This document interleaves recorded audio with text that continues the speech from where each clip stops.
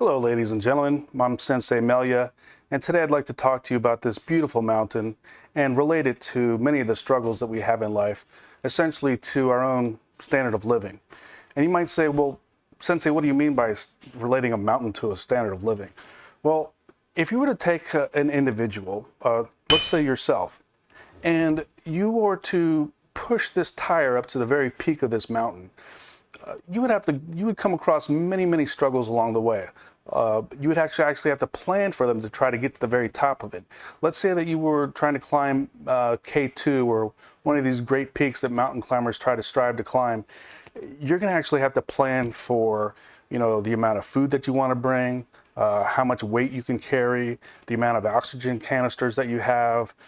Do you need some extra help? You're going to have hire a Sherpa to carry some extra stuff. I mean, there's a lot of planning that goes into place to climb to the very peak of that mountain. And such is the same thing with our standard of living. And if you can relate it to that in this fashion, you can actually simplify trying to get to the peak for your own struggles, because we all have our own mountain to climb. Well, we all have our own shoes that we can only walk in, and nobody can do it for us. So if we were to take a look at this one particular individual, and you can see her at the base of this mountain, and this tire is representative of all those struggles and all those obstacles that come along our way. You can imagine how difficult that's going to be. What are all those forces that are coming down at you, pushing you right back down that mountain?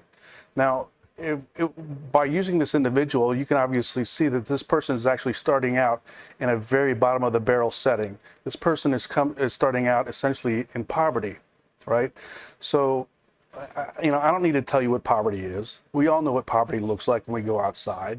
And I'm not talking about, getting in a fight with your significant other or your boyfriend or girlfriend, or couch surfing at a friend's couch for a couple weeks because you made some stupid decisions, or maybe you made a bad bet and you couldn't make some ends meet, for a few weeks.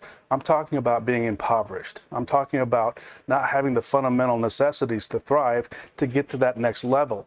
Because if you're malnourished, if you're not strong, you can't climb the mountain, right? You need to have those fundamental things. And what are those fundamental things I'm talking about? Well, you know what they all are.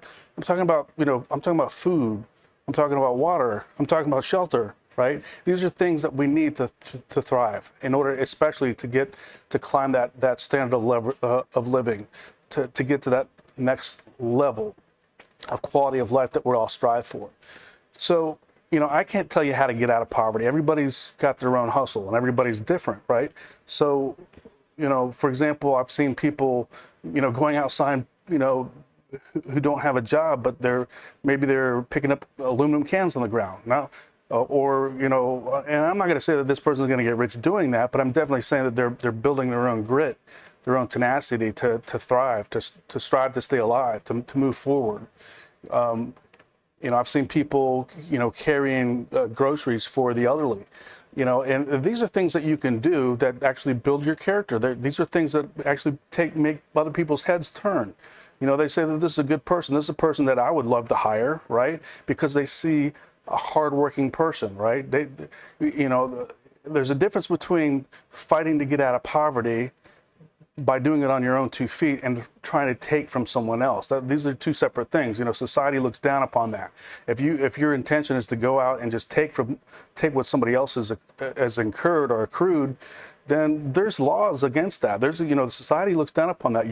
This is a short-lived thing for you. So you need to find your one way to get out of poverty and strive and to do it. There's been many famous people who've been able to get out of poverty.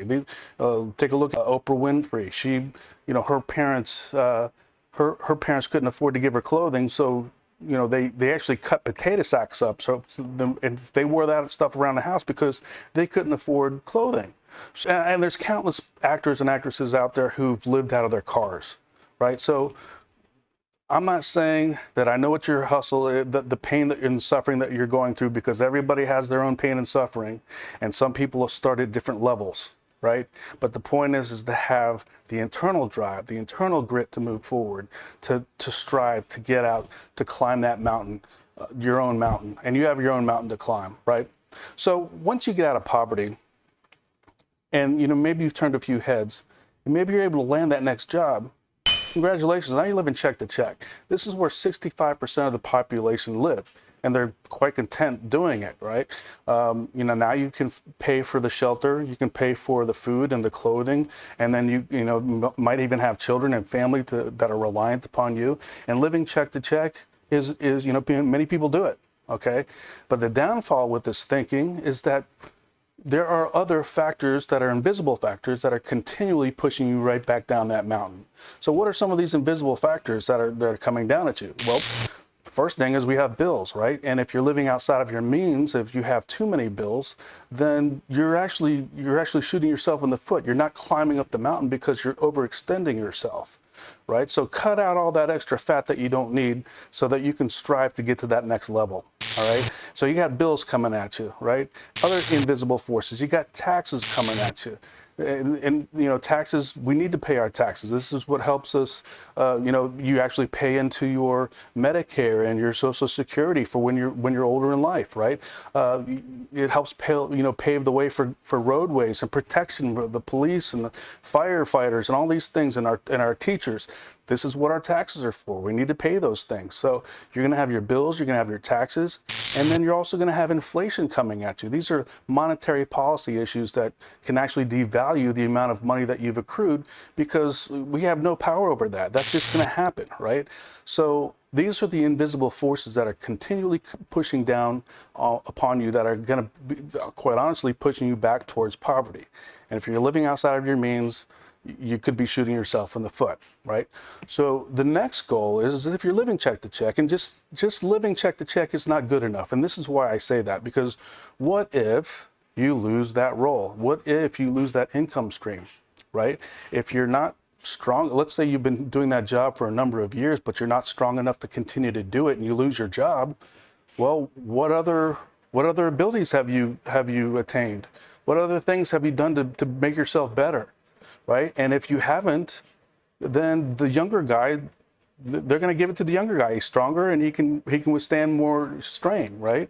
So you want to continue. When I talk about walking up your own, pushing up that tire up the mountain on your own, only you can do it, and only you can better yourself by adding education to yourself, or learning a new skill or trade.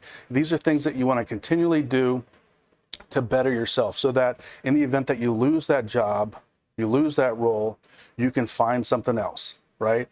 And that's why you want to live to get to the next level. And what's that next level? It's called living a life of comfort. Now, only 35% of American population actually live here.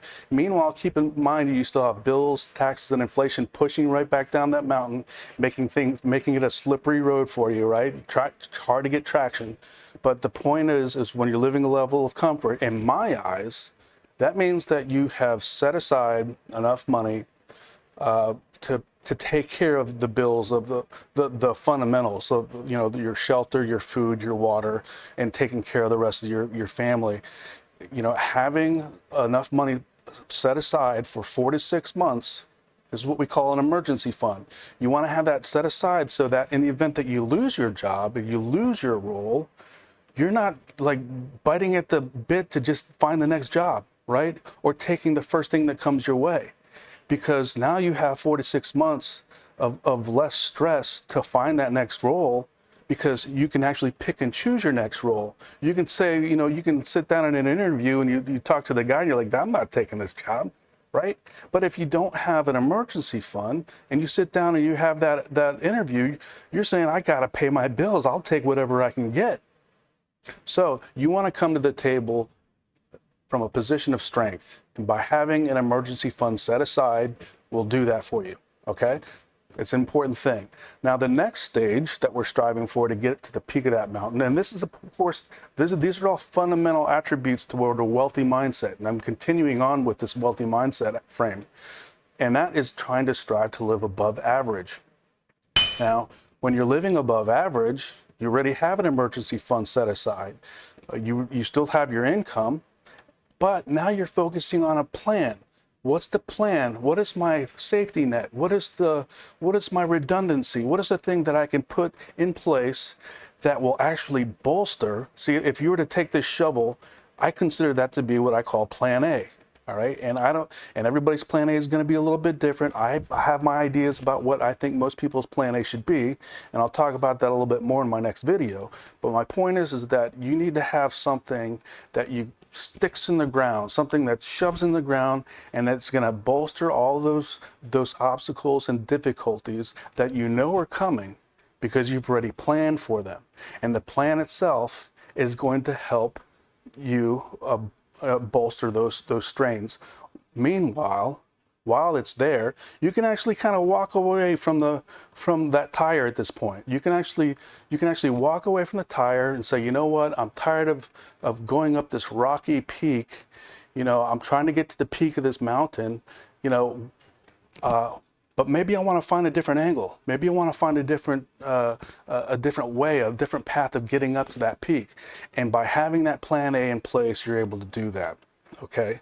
Now, once you've made it this far, there's a small percentage of people who actually make it this far, but this is what wealthy people do. They don't stop there. People have one plan in place, but guess what?